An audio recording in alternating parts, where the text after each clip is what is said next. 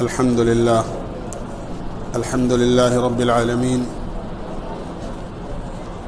والصلاة والسلام على أشرف الأنبياء والمرسلين وعلى آله وأصحابه أجمعين.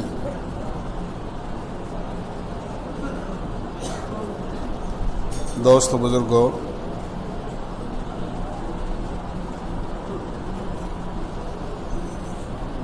یہ چیز انتہائی مسرت اور خوشی کی ہے کہ اللہ نے رمضان المبارک کا ایک دن ہمیں اور عطا فرما دیا.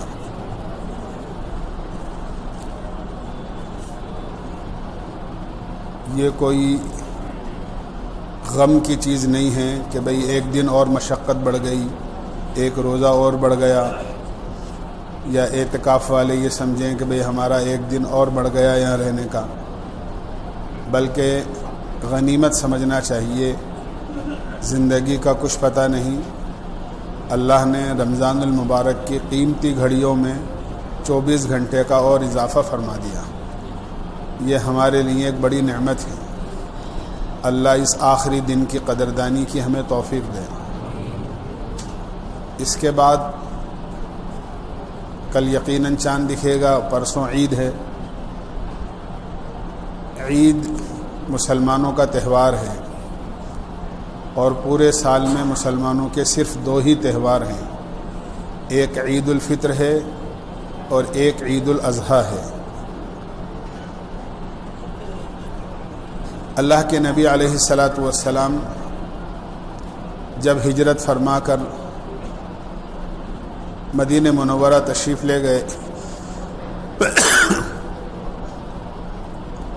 تو آپ نے وہاں کے لوگوں کو دیکھا کہ سال میں 2 دن ایسے مقرر کر رکھے ہیں انہوں نے جس میں وہ کھیل کود، ناچ گانا، ادھم داڑ، یہ سب چیزیں کرتے ہیں. آپ نے اہل مدینہ سے پوچھا کہ یہ 2 دن تمہارے کیسے ہیں جس میں یہ سب کچھ تم کرتے ہو؟ تو سوائے اس کے ان کے پاس کوئی جواب نہیں تھا. کننا نلعب فی الجاہلیہ، کہ ہم تو زمانے جاہلیت سے یہ 2 دن میں اسی طرح کھیل کود کرتے چلے آئے ہیں. حقیقت ان کی ہمیں بھی معلوم نہیں ہے، لیکن یہ 2 دن ہمارے سال میں کھیل کود کے ہیں. اللہ کے نبی علیہ الصلاۃ والسلام نے ارشاد فرمایا، اللہ تعالیٰ نے تمہارے ان دونوں دنوں کو اس سے بہتر 2 دنوں سے بدل دیا ہے.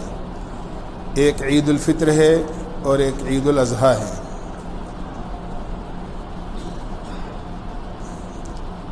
یہ افسوس کی بات ہے اور بہت زیادہ شرمندگی کی بات ہے کہ زمانے جاہلیت کی وہ رسم جو اہل مدینہ نے آپ کی ہجرت کے موقع پر آپ کو بیان فرمائی تھی اور یہ کہا تھا کننا نلعب فی الجاہلیہ، ہم تو جاہلیت کے زمانے سے ہی ایسا کرتے چلے آئے ہیں. نلعب کے معنی ہیں کھیل کود، ادھم داڑ، ناچ گانا، ڈھول ڈھماکہ. آج وہی چیز عید کے دن ہمارے درمیان میں بھی پائی جانے لگی ہے. عید جو ایک اللہ کی عبادت کا دن تھا اور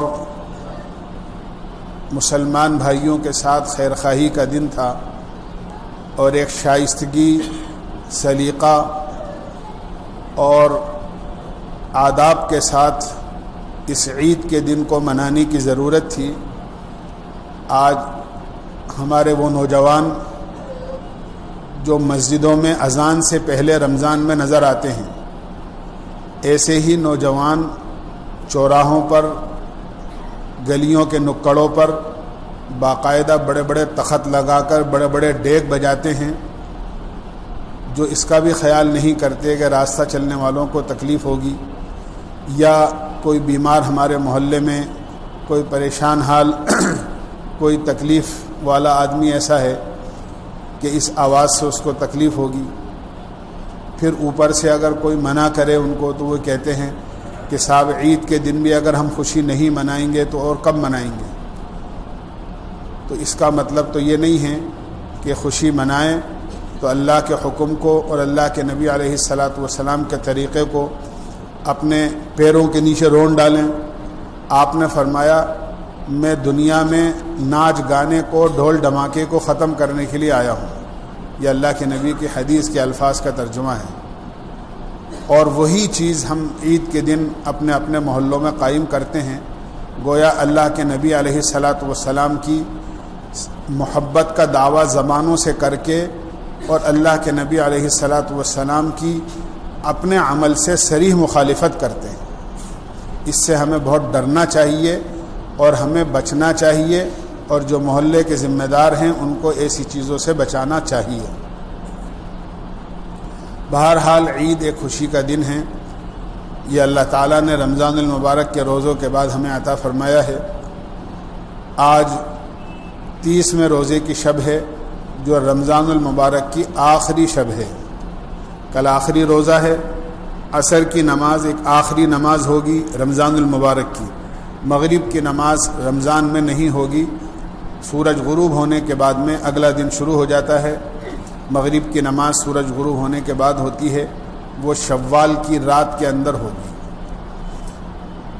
لیکن یہ جو شوال کی پہلی رات ہے، جس کو عید کی رات بولتے ہیں، یہ بھی کوئی معمولی نہیں ہے۔ حدیث پاک میں اس کو لیلۃ الجائزہ کے نام سے پکارا جاتا ہے۔ لیلۃ الجائزہ کے معنی ہیں بدلے کی رات، اور روایت کا مفہوم یہ ہے کہ جب عید کی رات ہوتی ہے تو اللہ تعالیٰ فرشتوں سے فرماتے ہیں کہ بتاؤ کیا بدلہ ہے اس مزدور کا جو اپنا کام پورا کر چکا ہے۔ تو فرشتے کہتے ہیں اے باری تعالیٰ، مزدور جو اپنا کام پورا کر چکا ہو اس کا بدلہ یہی ہے کہ اس کی مزدوری پوری دے دی جائے۔ اللہ تعالیٰ فرماتے ہیں فرشتوں تم گواہ رہنا، میری عزت کی قسم، میرے جلال کی قسم، میرے علو شان کی قسم، میرے بلند مرتبے کی قسم، میں نے ان تمام روزے داروں کی، چاہے وہ مرد ہوں، میرے بندے ہوں یا میری بندیاں ہوں، تم گواہ رہو، میں نے ان سب کی مغفرت کر دی اور جنت کا داخلہ ان کے لیے طے کر دیا۔ پھر روایتوں میں آتا ہے کہ جب عید کی صبح ہوتی ہے تو اللہ تعالیٰ فرشتوں سے فرماتے ہیں کہ فرشتے شہروں میں چلے جائیں، اور جب لوگ عید کی نماز کے لیے اپنے گھروں سے نکلیں تو گلیوں کے نکڑوں پر، راستوں کے کناروں پر کھڑے ہو کر ان نمازیوں کو جو عید کی نماز کے لیے جا رہے ہیں سلام کریں، ان سے مصافحہ کریں۔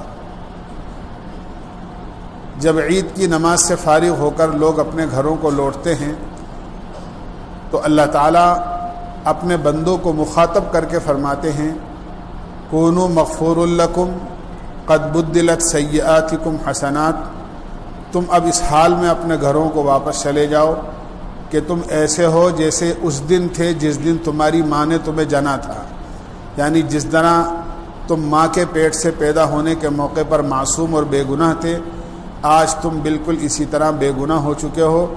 جاؤ، میں نے تمہارے گناہ معاف کر دیے ہیں، اور صرف معاف ہی نہیں بلکہ ان گناہوں کی جگہ میں نے نیکیوں کو تمہارے اعمال نامے میں لکھ دیا ہے۔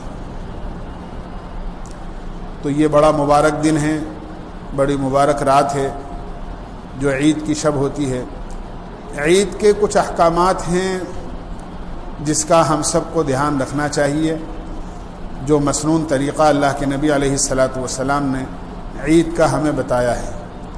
پہلی چیز تو یہ ہے کہ عید کے دن ایسا نہیں ہے کہ پوری رات ہم بازار کو آباد کریں اور عید کے دن سو جائیں۔ میرے پاس کچھ دو چار فون ضرور آتے ہیں عید کے دن کہ جی کیا کریں، سحری میں تو اٹھنا نہیں تھا، لہذا نماز پڑھ کے یا نماز بھی ضائع ہو گئی، کہ ایسے سوئے کہ آنکھ نہیں کھلی، نہ فجر کی نماز پڑھ سکے اور نہ عید کی نماز پڑھ سکے۔ ایسے لوگوں کی بھی کیا عید جو عید کے دن نہ فجر پڑھ سکیں اور نہ عید کی نماز پڑھ سکیں، تو یہ تو بہت بڑی محرومی کی بات ہے۔ عید کے دن سب سے پہلا مسنون عمل یہ ہے کہ جلدی اٹھا جائے، جس طرح آدمی رمضان میں جلدی اٹھتا ہے، عید کی تیاری کی جائے۔ حتیٰ کہ عید کی تیاری کے لیے یہ بھی حکم ہے اور اتنی رعایت رکھی گئی ہے عید کی تیاری کی کہ عید کے دن فجر کی نماز کے بعد، عید کی نماز سے پہلے اور جہاں عید کی نماز ہوتی ہے وہاں عید کی نماز کے بعد کوئی نفل نماز جائز نہیں ہے۔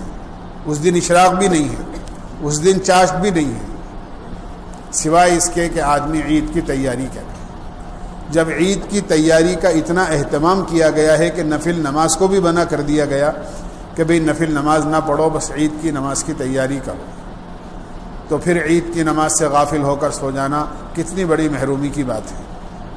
تو فرمایا عید کے دن آدمی غسل کرے اور مسواک کرے، یعنی سب اچھی طرح آدمی اپنے بدن کی صفائی کرے، آدمی کے پاس جو اچھے سے اچھے کپڑے ہوں آدمی وہ پہنے، خوشبو لگائے، تیل لگائے، شریعت کی حدود میں رہ کر جو آرائش آدمی کر سکتا ہو وہ آرائش آدمی کرے، اور جلدی یہ کوشش کرے کہ عید کی نماز کے لیے جہاں بھی اسے پڑھنا ہو چلا جائے۔ عید کی نماز کو جاتے ہوئے اللہ کے نبی علیہ الصلاۃ والسلام کا یہ عمل تھا کہ آپ تکبیر تشریق اللہ اکبر لا الہ الا اللہ واللہ اکبر وللہ الحمد اس کو پڑھتے تھے۔ بقرہ عید کے موقع پر بھی پڑھتے تھے، عید کے موقع پر بھی پڑھتے تھے۔ فرق اتنا ہے کہ بقرہ عید کے موقع پر تھوڑی سی آواز سے اس کو پڑھا جاتا ہے، لیکن عید کے موقع پر آہستہ آواز میں پڑھا جاتا ہے۔ جب عید کے لیے آدمی جائے تو آدمی آتے ہوئے اور جاتے ہوئے آہستہ آہستہ آواز میں کہ شور نہ ہو، آدمی اس کو پڑھتا ہوا جائے۔ عید کی نماز آدمی کو پڑھنا چاہیے، یہ ہر مسلمان پر جو بالغ ہیں اللہ تعالیٰ نے اس کو واجب قرار دیا ہے، لہذا عید کی نماز آدمی پڑھے۔ عید کی نماز میں پہلے نماز ہوتی ہے، اس کے بعد میں خطبہ ہوتا ہے۔ عید کا خطبہ اگرچہ مسنون ہے لیکن اس کا سننا ضروری ہے، اس کا سننا واجب ہے۔ عید کی نماز میں چونکہ زائد کچھ تکبیریں ہوتی ہیں، تھوڑا سا طریقہ مختلف ہوتا ہے، اس لیے وہ بھی اپنے ذہن میں ہونا چاہیے، اس لیے کہ سال میں 2 ہی موقع آتے ہیں، ایک عید کا ایک بقرہ عید کا، ان نمازوں کو ادا کرنے کا، تو چوک ہو جانے کا اندیشہ ہوتا ہے۔ اس لیے نیت اس طرح کی جاتی ہے، نیت کرتا ہوں میں 2 رکعت نماز عید الفطر واجب 6 واجب تکبیروں کے ساتھ پیش امام کے میرا کعبہ شریف کی طرف اللہ اکبر کہتے ہوئے آدمی نیت باندھ لیتا ہے۔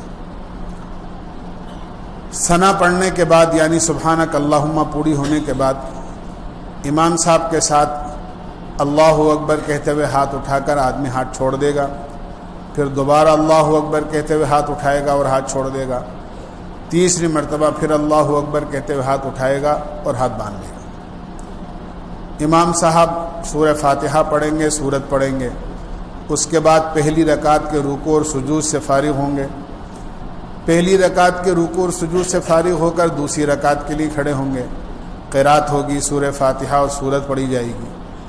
دوسری رکعت کے رکوع میں جانے سے پہلے امام صاحب کے ساتھ 3 مرتبہ اللہ اکبر کہتے ہوئے ہاتھ اٹھائیں گے اور ہاتھ چھوڑ دیں گے۔ 3 مرتبہ اللہ اکبر کہتے ہوئے ہاتھ اٹھائیں گے، ہاتھ چھوڑ دیں گے، اور چوتھی مرتبہ بغیر ہاتھ اٹھائے ہوئے اللہ اکبر کہتے ہوئے یعنی رکوع کی تکبیر کہتے ہوئے رکوع میں چلے جائیں گے۔ رکوع اور سجود اور قاعدے سے فارغ ہو کر امام صاحب کے ساتھ سلام پھیریں گے۔ سلام پھیرنے کے بعد امام صاحب جب خطبہ پڑھیں تو خطبے کو بہت دھیان اور توجہ کے ساتھ سننا چاہیے۔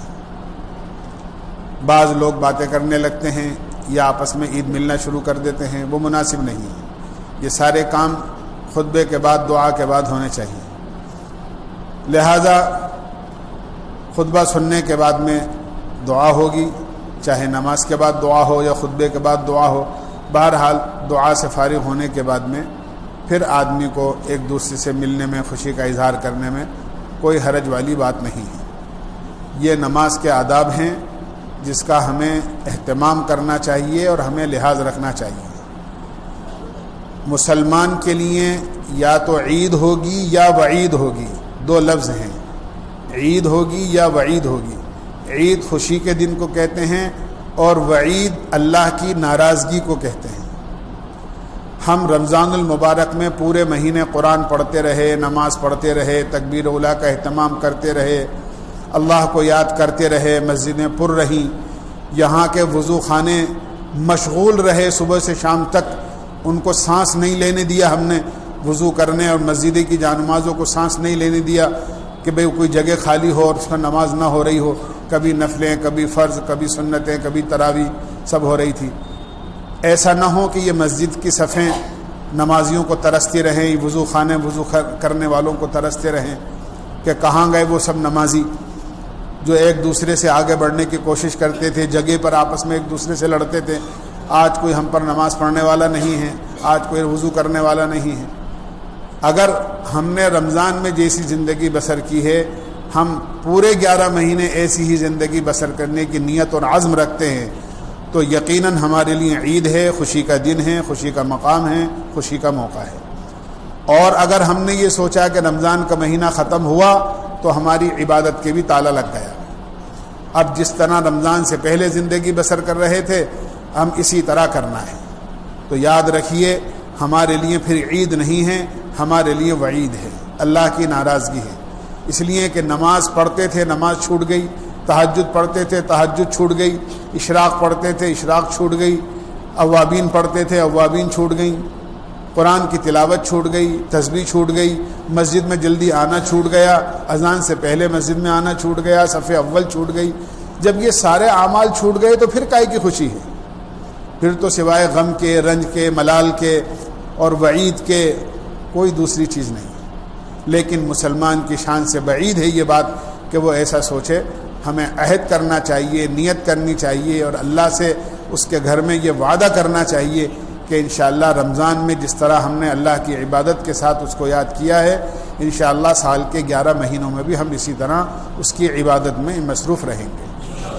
اللہ رمضان کی عبادتوں کی بدولت ہمیں ایسی نعمتیں کھلاتا ہے جو سال کے 11 مہینوں میں دیکھنے کو بھی میسر نہیں ہوتی۔